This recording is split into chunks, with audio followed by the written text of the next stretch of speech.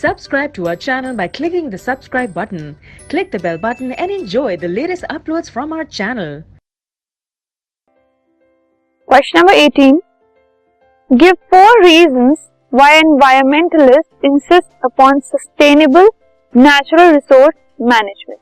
3 reasons बताने हैं आपको कि environmentalists क्यों कहते हैं कि सस्टेनेबल नेचुरल रिसोर्स मैनेजमेंट जो है वो होनी चाहिए. फर्स्ट है, जो नॉन रिन्यूएबल रिसोर्सेज हैं वो लिमिटेड हैं और उनको हमें अच्छे से यूज करना चाहिए, जिसकी वजह से सस्टेनेबल नेचुरल रिसोर्स मैनेजमेंट होनी चाहिए. हमें रिन्यूएबल रिसोर्सेज को यूज करना एनकरेज करना चाहिए. We should preserve environment for future generation. अभी अगर हम सब चीजें खत्म कर देंगे तो फ्यूचर जनरेशन के पास कुछ नहीं बचेगा. और the benefits of controlled exploitation should go to local people. Controlled तरीके से किसी चीज को यूज करने के क्या बेनिफिट होते हैं, ये लोकल पीपल को हमें बताना चाहिए.